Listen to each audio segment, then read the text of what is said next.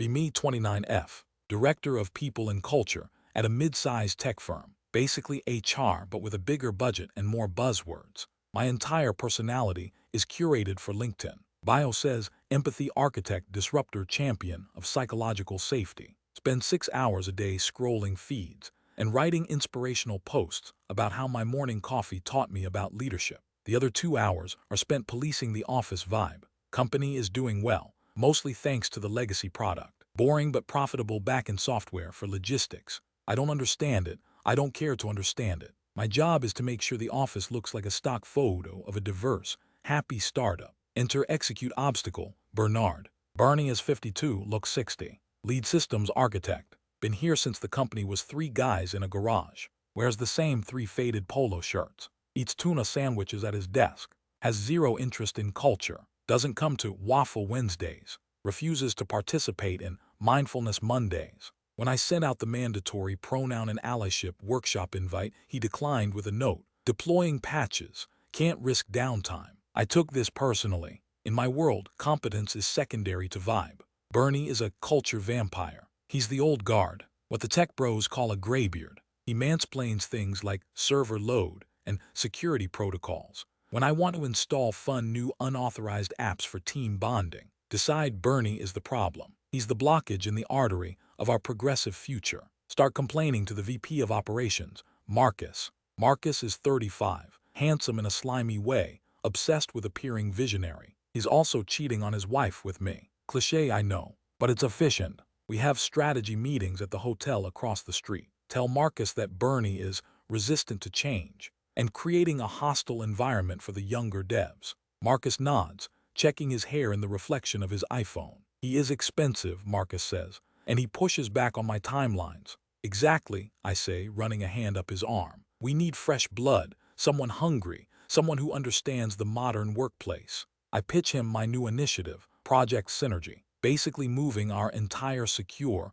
on-premise infrastructure to a cloud-based platform strictly because the dashboard looks prettier and it integrates with Slack. Bernie has been blocking this for 2 years. Says it's unstable and a security nightmare. I write a Medium article, Why Gatekeeping is the Enemy of Innovation. Don't name Bernie, but I describe a toxic relic holding back progress. It gets 4,000 claps. I feel vindicated. Marcus gives me the green light to audit the IT department. I hire an external consultant, a friend from college named Tyler. Tyler is 26, wears distinct glasses, knows all the right terminology, doesn't know how to code his way out of a paper bag, but he makes great PowerPoint decks. Tyler interviews Bernie. Bernie answers questions with 1 word. Tyler reports back to me. He's obstructing the audit, very defensive, classic sign of incompetence hiding behind complexity. Perfect. We build a case. Insubordination, failure to collaborate, legacy mindset. Meanwhile, I start nurturing the junior devs. Tell them Bernie is the reason they aren't getting promoted. Tell them he's hoarding knowledge to keep his job. They start resenting him. Bernie notices the shift. He just sighs, adjusts his glasses and keeps typing. Doesn't fight back, doesn't argue, just does the work. What a beta. Finally, the day comes. Project Synergy is approved. Bernie sends a company-wide email. I cannot in good conscience recommend this migration. The vendor does not meet our compliance standards. If we proceed, we risk total data exposure. I am formally registering my objection. I storm into Marcus's office. He's undermining us publicly. This is insubordination. Marcus is furious because the board is watching. Fire him, Marcus says. I type up the termination letter with a smile. Call Bernie into the glass-walled conference room. Everyone is watching. I use my HR voice. Soft, condescending, fake sad. Bernie, we feel that the company is moving in a direction that no longer aligns with your skill set. Bernie looks at me, then at Marcus. He doesn't look angry. He looks tired. You're making a mistake, he says quietly. We'll manage, I say, sliding the severance package across the table. Please hand over your badge and keys. He stands up, slowly takes a USB drive out of his pocket, sets it on the table. The documentation is on the server. The encryption keys for the backups are on this drive. Don't lose it. I think we can handle a flash drive, Bernie, I sneer. He walks out. No scene, no shouting, just walks to his car and leaves. I feel a rush of power. Post a selfie on LinkedIn later. Sometimes leadership means making the hard calls to protect the culture. Goodbye to the toxicity. Hello to the future. Girl boss new chapter. Comments are full of "Yas Queen" and "So brave." Tyler takes over as lead architect. He renames all the servers after Star Wars characters. Installs the new cloud platform. It looks sleek. Everyone is happy. We have a launch party. Cupcakes with the company logo. Marcus gives a toast to innovation. I wink at him.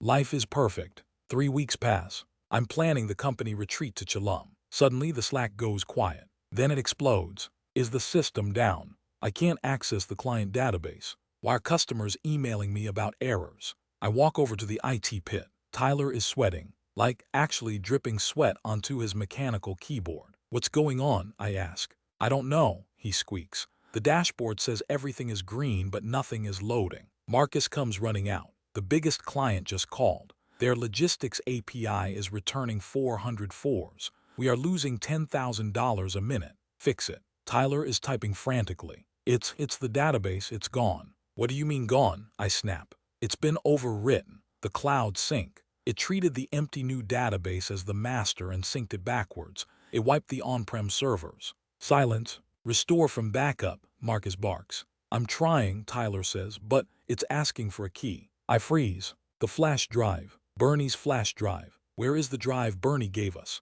Marcus asks me, his eyes wide. I scramble to my office. Tear apart my desk. Check my purse. Check the trash. I remember thinking it was just some dramatic prop he left. I think I left it in the pocket of my blazer. The blazer I took to the dry cleaners 3 days ago. Panic sets in. Cold, sharp panic. I run back out. I need to make a call. Marcus grabs my arm. Do you have the key, Jessica? I'm looking for it. I lie, my voice shaking. Tyler interrupts. Wait, I found a text file in the root directory. It was created the day Bernie left. He opens it on the big screen. It's a script, named Watchman SH. Tyler reads the comments aloud. This script checks for the heartbeat of the legacy server every 24 hours. If the legacy server is disconnected without the proper handshake sequence, it initiates a lockdown protocol to prevent data corruption from unauthorized migrations. To override, insert admin key. It wasn't a sync error. It was a failsafe.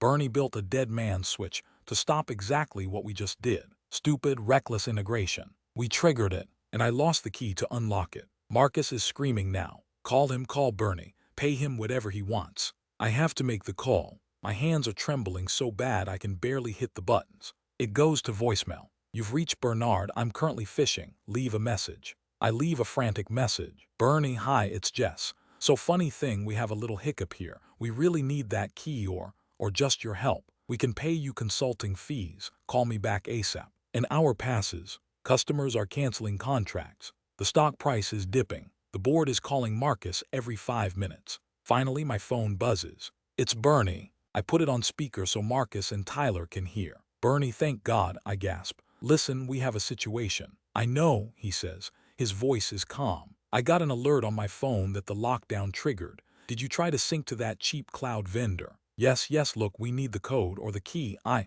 misplaced the drive. Long silence. You lost the drive, he states. It's just misplaced. Look, tell us the code. There is no code. The encryption is 256-bit. The key on that drive is the only way to decrypt the backups. Tyler starts hyperventilating. Bernie, Marcus cuts in, his voice desperate. This is Marcus. We are willing to rehire you. Double your salary. Just come in and fix this. I can't, Bernie says. I'm 3 hours away. And honestly, Marcus, I don't want to. We will sue you, I shriek. This is sabotage. You destroyed company property. Bernie laughs. It's a dry, rusty sound. I didn't destroy anything, Jessica. I protected it. The system locked down because you tried to perform an unsafe action. If I hadn't set that up, the cloud sync would have broadcast our entire customer list to the public web due to the vendor's open ports. I saved you from a lawsuit. You just locked yourself out of the house. Come fix it, I yell. My consulting rate is $500 an hour, Bernie says. Done, Marcus yells. Just get here. With a minimum retainer of 200 hours paid up front. And I want a formal apology, written, from Jessica, posted to the company LinkedIn. My blood runs cold. My brand. My reputation. I won't do it, I hiss. Marcus looks at me. His eyes are dead. He sees his career flushing down the toilet. You will do it, Marcus says, or you're fired for cause right now. I am shaking with rage, but I have no choice. I type the post, tears stinging my eyes. I want to publicly apologize to our former lead architect, Bernard. I undervalued his expertise and pushed for changes that endangered our data. His foresight saved us from a critical breach. We are humbled by his skill. I hit post. Bernie sees it. Payment received, he says. I'll remote in. I have a backup copy of the key at my house. Obviously, I'm not an idiot. He hangs up. He fixes the system in 20 minutes. Restores the database. Disconnects the cloud platform. The office is silent. People are staring at me. Tyler is crying in the corner. Marcus calls me into his office.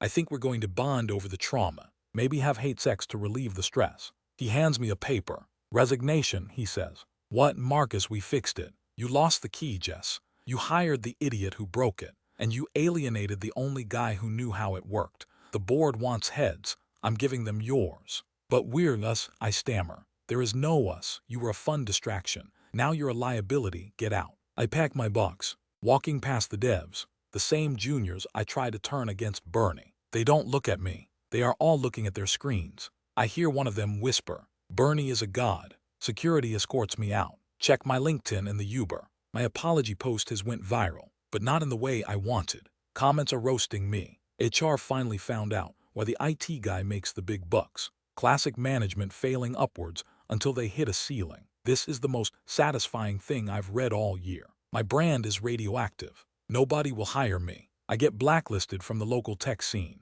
Fast forward 6 months. Be me. Working as a recruiter for a temp agency. Soul-sucking work. Making half my old salary. Live in a smaller apartment. No more chillum trips. I'm scrolling LinkedIn on my lunch break. Bad habit. Can't break it. See a post from the old company. It's a picture of Bernie. He's wearing a slightly nicer polo shirt. He's cutting a cake. Caption, celebrating 20 years of excellence with our CTO, Bernard. CTO. They promoted him. Marcus got fired a month after me. Small victory. Bernie is running the show. I zoom in on the photo. In the background, I see the new HR girl. She looks young, eager, holding a clipboard. She's looking at Bernie with pure admiration. I feel a knot in my stomach. I click on Bernie's profile. He has one post. Posted yesterday. It's a photo of him on a boat, holding a massive fish. Caption, work-life balance is important. Thanks to the new team for handling the day-to-day. Efficiency is key. I go to type a snarky comment. Something about how he just got lucky. My thumb hovers over the send button. I look at my dingy office walls. I look at his smile. I delete the comment. Close the app. Get back to cold calling people who don't want to talk to me. Sometimes I still reach for the flash drive that isn't in my pocket. Phantom limb syndrome for a career I murdered with my own ego. Bernie won. And the worst part is, he didn't even have to try.